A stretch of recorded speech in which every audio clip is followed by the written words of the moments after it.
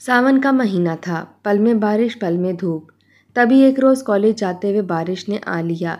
नपे तुले कदम उठाती कॉलेज जा रही थी। सड़क पर एक जगह निक्षेप में पानी जमा था। किसी मनचले ने तेज़ी से गाड़ी निकाली और गदले पानी की छींटों ने मेरे उजले यूनिफॉर्म को ख़राब कर दिया। घबराकर मुड़ी तो पाँव उलट गया और मैं पूरी की पूरी उसी गदले पानी में जा पड़ी। कार तो फराटे भरती निकल गई, लेकिन एक नौजवान जो इस कार के पीछे आ रहा था, उसने अपनी बाइक रोक ली और आगे बढ़कर मुझको उठने में सहारा दिया। किताबें पानी में जा पड़ी थीं। इनको चुनकर उठाया। खफत से अपनी चोट भूल चुकी थी। इसने पूछा, आप ठीक तो हैं? चल सकती हैं? आपने जाना कहाँ है? पहले तो कॉलेज जा रही थी, लेकिन अब मैंने रुहासी होकर अपने यूनिफॉर्म को देखा, जो बारिश के पानी से चुनरी प्रिंट हो गया था। अगर बुरा ना माने तो आपके घर तक ड्रॉप कर दूं? मुझे लंगड़ाते देखकर वो बोला, वाकई मुझसे चला नहीं जा रहा था। मुझे रक्षा ला दें, खुद चली जाऊंगी। इसने अपनी मोटर बाइक फुटपाथ पर एक दुकान के नीचे खड़ी कर दी और मेरे लिए रक्षा लेने चला गया। मैं इसकी बाइक के पास खड़ी थी।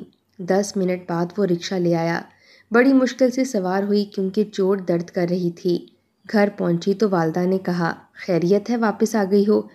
हाँ अम्मी जान, बारिश की वजह से। मेरे कपड़े देखकर समझ गईं। सहारा देकर पलंग पर लिटाया। पेन किलर देकर मेरे लिए चाय बनाने चली गईं। सारा दिन उसी नौजवान का ख्याल आता रहा, जो कि खुश इखलाक था और खुश शक्ल भी। इसकी नेकी से दिल मुतासिर था। चोट लगने की वजह से 3 रोज़ तक कॉलेज ना जा सकी। तीसरे रोज़ उसी जगह इसको खड़े पाया, जैसे किसी के इंतज़ार में हो। मैंने शुक्रिया कहा तो पूछा, उस रोज़ गिरने से आपको चोट आई थी, अब तकलीफ़ तो नहीं है? 3 रोज़ तक कॉलेज नहीं आई। क्या 3 रोज़ तक आप मेरी राह देखते रहे? हाँ, मैं तो पहले भी आपको देखता रहा हूँ। दरअसल मेरा दफ्तर भी आपके कॉलेज के करीब है और हमारा रास्ता भी एक है। उस रोज़ पढ़ाई में जीना लगा। सोच उस नौजवान के ख्याल में अटकी थी, जिसने मेरे साथ भलाई की थी।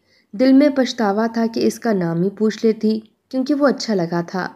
खुदा की करनी, इन्हीं दिनों वालिद साहब का तबादला हो गया और हमको वो शहर छोड़ना पड़ा। तबादले के बाद सामान की पैकिंग, फिर नई जगह नए घर में शिफ्टिंग। अम्मी पर काम का ऐसा लोड पड़ा कि बीमार पड़ गई और मैं कॉलेज में दोबारा दाखिला न ले सकी। बीमारी तो एक बहाना थी। इनके अंदर शायद पहले से ही किसी मर्ज ने जड़ पकड़ रखी थी। जो ही काम का बोझ पड़ा, मर्ज जाहिर हुआ और रफ्ता रफ्ता बिल आखिर वो एक रोज़ वो हमसे मुंह मोड़ गईं। हम पर क़यामत टूट पड़ी। जीना और सांस लेना भी इनके बिना महाल लगने लगा। अब कॉलेज कैसे जा सकती थी? फौरी तौर पर घर संभालना था। छोटे दोनों बहन भाई स्कूल जाते थे। जब कभी फुर्सत मिलती, उसी नौजवान का ख्याल आ जाता, जो बारिश वाले दिन मेरे लिए रिक्शा लाया था। दिल में कसक सी होती थी। सोचती थी कि एक काश एक बार फिर मिलूं, इसका नाम पूछ लूं, मगर हम तो वो शहर ही छोड़ आए थे। लिहाजा दोबारा इससे मिल ना सकी और ना ही राब्ता हो पाया, क्योंकि मेरे पास इसका पता न था। अम्मी की वफ़ात को 3 बरस गुजर चुके थे। छोटी बहन ने मैट्रिक कर लिया तो अब्बा को मेरी शादी की फ़िक्र हो गई। कुछ रिश्ते आए भी, इनको पसंद न आए। एक रोज़ खाला लाहौर से पिंडी आईं। उन्होंने एक रिश्ता वालिद साहब को बताया कि लड़का बैरून मुल्क में काम करता है। लड़की का निकाह टेलीफोन पर कबूल हो तो ये रिश्ता बहुत अच्छा है।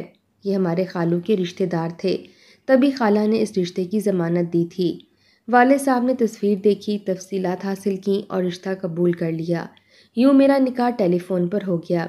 निकाह के बाद भी मुझे बैरून मुल्क जाने के लिए 1.5 बरस का इंतज़ार करना पड़ा। बिल आखिर उन्होंने मेरा वीज़ा भेजा और मैं अकेली ही रवाना कर दी गई। शादी का हंगामा और ना ढोल शहनाइयाँ बजीं। शायद कि ऐसी ही रुखसती मेरी तकदीर में थी। जब एयरपोर्ट पर उतरी, इरफान की तस्वीर हाथ में थी, लेकिन इनको पहचानती न थी। इनके हमरा जो दूसरा शख्स मुझे लेने आया था, इसने मुझे और मैंने इसे पहचान लिया। बेइख्तियार हम दोनों के मुंह से एक साथ यही अल्फाज अदा हुए, आप? इरफान ने हैरत से हम दोनों को देखा और बोले, तुम दोनों तो एक दूसरे को पहले से जानते पहचानते हो। हम यूं ही परेशान थे। ये दूसरा शख्स इरफान का छोटा भाई फुरकान था, वही नौजवान जो बरसात के दिन मिला था और मेरे लिए रिक्शा लाया था, जिसको दोबारा देखने की आरज़ू दिल में कसक पैदा करती थी। और आज दुआ कबूल हुई भी तो किस मोड़ पर? ऐसे रिश्ते से कि मैं इसकी भाभी और वो मेरा देवर था। पहली नज़र देखकर तो सचमुच हैरान हुई, खुशी भी हुई, फिर न जाने क्यों दिल बुझ सा गया। وہ بھی مجھ سے بیگانہ سا اور ریزرو ہو گیا۔ جو سوالات ایئرپورٹ پر ذہن میں اٹھے تھے، گھر پہنچ کر ان کا جواب مل گیا۔ یہ کہ وہ عرفان کا چھوٹا بھائی ہے، FSC کے بعد پڑھائی چھوڑ کر کوئی ڈپلومہ کیا اور پھر عرفان صاحب نے اس کو اپنے پاس بلوا لیا۔ اب وہ بڑے بھائی کے ساتھ رہتا تھا۔ دیور کے رشتے کو مانتے ہوئے میں نے اسی وقت ماضی کی آرزو کو اپنے سینے میں دفن کرنے کا تہیہ کر لیا، کیونکہ اب میں عرفان کی منکوہہ تھی۔ لیکن پہلے ہی دن میرے عہد کرنے کے باوجود شوہر کے دل میں شک پڑ گیا کہ ہم دونوں کیوں کر ایک دوسرے کو جانتے ہیں۔ تب ہم نے بات بنا دی۔ ان کا دل مطمئن نہ کر سکی، اگرچہ فرقان نے اس روز کے بعد بلا ضرورت کلام ترک کر دیا تھا۔ مجھ سے کترانے لگا، لیکن میرے سرتاج کے دل کے وسوسے نہ گئے اور وہ چپ چپ سے رہنے لگے۔ آخر ایک دن انہوں نے پوچھ ہی لیا کہ تم شادی سے پہلے کسی سے پیار تو نہیں کرتی تھی، کسی سے ملتی تو نہ تھی؟ میں نے کہا ہرگز نہیں۔ سوچا کہ شاید فرقان نے اپنے بھائی کو میرے بارے میں کچھ بتا دیا ہے، تبھی میں نے بھی ان کو مطمئن کرنے کی خاطر بتا دیا کہ ایک روز جب کہ صبح سویرے کالج جانے کو گھر سے چلی تھی، اچانک برسات ہونے لگی اور سڑک پر ایک جگہ نشیبی میں کچھ پانی جمع ہو گیا۔ ادھر سے گزرتے ہوئے ایک کار نے ٹکر مارنے کی کوشش کی اور میں گر گئی۔ چوٹ تو معمولی آئی، مگر اس وقت کیچڑ میں گر جانے سے بھیگ گئی۔ ایک نوجوان نے رکشہ لا کر دیا اور میں گھر واپس چلی گئی۔ وہ نوجوان تمہارا بھائی فرقان تھا۔ وہ بولے اگر ایسی بات تھی تو پہلے ہی روز تم نے مجھے یہ سارا قصہ کیوں نہیں سنایا، اور بات کو گول مول کر گئی، اس لیے کہ آپ مزید شک نہ کریں۔ بات اس سے زیادہ کچھ تھی بھی نہیں۔ کیا تم لوگ دوبارہ کبھی نہیں ملے؟ میں نے کہا نہیں۔ قسم کھاؤ۔ میرے سر پر ہاتھ رکھ کر قسم کھاؤ۔ تبھی میں ہچکچائی تو انہوں نے اس بات کا اور غلط مطلب لے لیا۔ ان کا دل گھٹ گیا، مگر خاموش ہو گئے، جیسے کسی مصلحت سے کام لے رہے ہوں۔ اب ان کا رویہ میرے ساتھ سرد مہری سا رہنے لگا۔ یہ بات بہت تکلیف دیتی تھی۔ چاہتی تھی کسی طرح ان کا دل میری طرف سے صاف ہو جائے، کیونکہ میرا فرقان کے ساتھ کوئی ایسا معاملہ نہ رہا تھا کہ کسی کو اعتراض ہوتا۔ حقیقتاً بس 2-4 بار راستے میں ملے تھے اور کچھ خاص بات نہ تھی۔ مجھے تو اس کا نام تک معلوم نہ تھا۔ کسی برائی میں پڑنا تو دور کی بات تھی۔ جب غلط فہمی دل میں جنم لے لیتی ہے تو پھر اسے دور کرنا لازم ہو جاتا ہے، ورنہ کون کسے سمجھا سکتا ہے۔ مگر میں شوہر کی معنی خیز خاموشی کا جواب خاموشی سے دے رہی تھی۔ از خود اپنی صفائی پیش کرنے سے جی ڈرتا تھا۔ جانتی تھی کہ ایک نامعلوم اندیشے کے بنا پر میرے شوہر خواہ شک کا شکار ہیں، اور وہ بھی ایک مقدس رشتے کے بارے میں۔ یہ صورتحال کسی کے لیے بھی زیادہ عرصے تک ناقابل برداشت تھی۔ تبھی ایک روز میں نے فرقان سے کہا کہ تم کہیں چلے جاؤ، خدا را کوئی اور نوکری تلاش کر لینا تاکہ میرا گھر تباہ ہونے سے بچ جائے اور تمہارے بھائی کو بھی سکون مل جائے۔ اس نے ایسا ہی کیا۔ ایک دن وہ اپنے بھائی کو خداحافظ کہے بغیر چلا گیا۔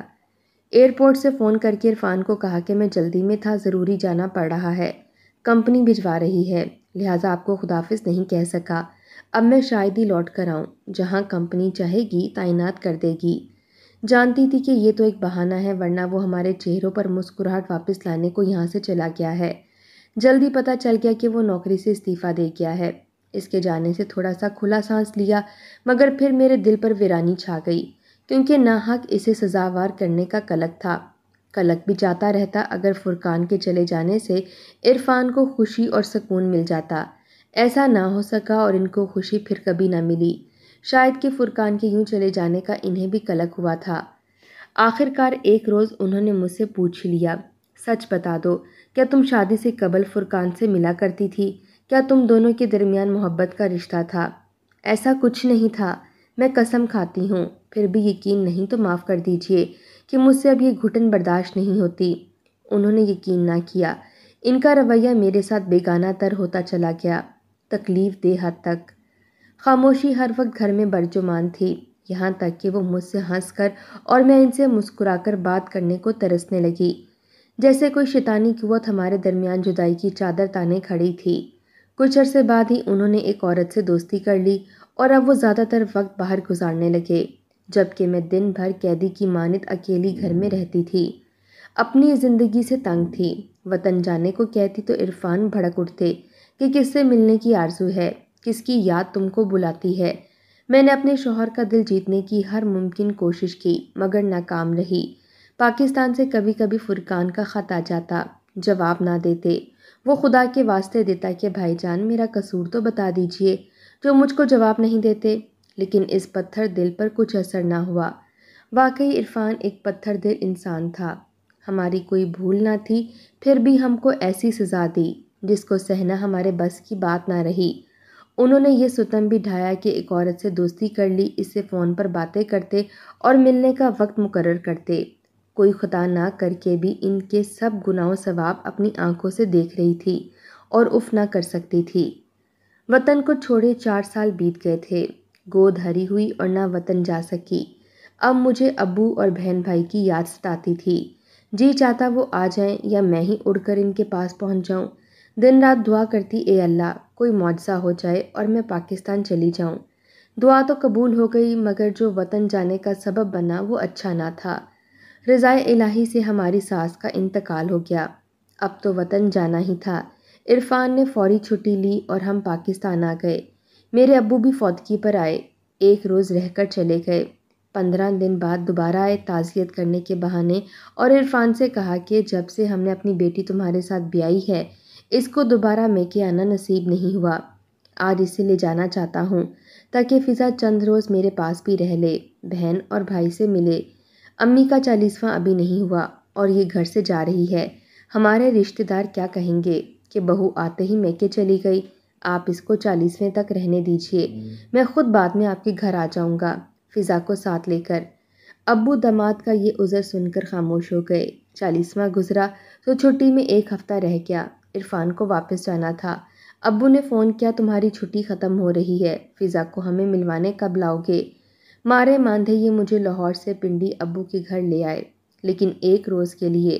کہا کہ بہن بھائی سے مل لو پھر واپس چلتے ہیں۔ یہ سن کر میں رو پڑی۔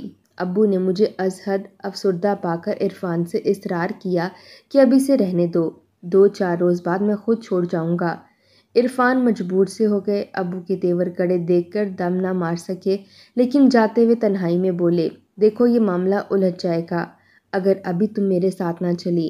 جان لو کہ میں پھر کبھی تم کو لینے نہیں آؤں گا، اس خیال سے کہ یہ نہ بھی آئے ابو مجھے سسرال پہنچا دیں گے۔ میں نے کہا جو بھی ہو، ابھی تو میں میکے میں 2-4 دن رہوں گی، بہن اور بھائی سے عرصے کی جدائی ہے، جی بھر کر باتیں بھی نہیں کر سکی۔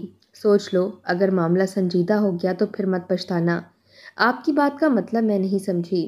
جانتا ہوں میرے بغیر رکنا چاہتی ہو، پاکستان آنے کے لیے تم بے قرار تھی، نہ جانے کس سے ملنے کی آرزو مند ہو۔ انہوں نے فرقان کا نام نہ لیا، مگر میری سمجھ میں پھر بھی نہ آیا کہ جب فرقان اپنی والدہ کی وفات پر بھی اپنے گھر لاہور نہیں آیا تو پھر یہ کس کی بات کی بابتیں اور شک و شبہات کا اظہار کر رہے ہیں۔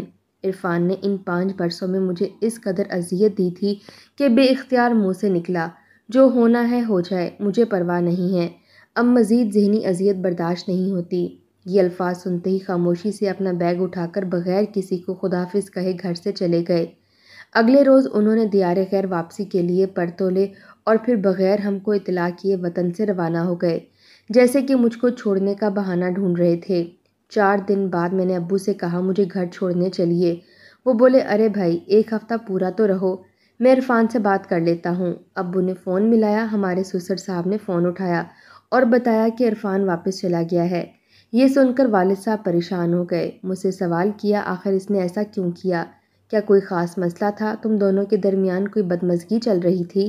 میں کیا بتاتی؟ ابو کچھ بھی ایسی بات نہ تھی، شاید ان کو اپنی جاب کی وجہ سے جل جانا پڑ گیا ہوگا۔ والد صاحب جہاں دیدہ تھے، عرفان کا رویہ، میرا خوف زدہ چہرہ اور میری گرتی صحت اس بات کی چغلی کھا رہی تھی کہ کوئی سنگین بات ہے جو میں ان سے چھپا رہی ہوں۔ دیکھو بیٹی، مجھ سے کچھ مت چھپاؤ اور ہر بات سچ سچ بتا دو، اسی میں تمہاری بہتری ہے۔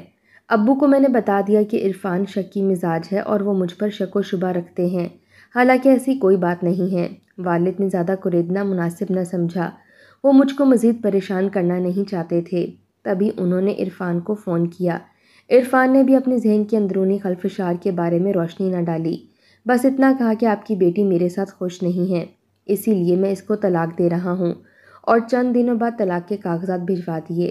میں بے قصور سزاوار ہو گئی۔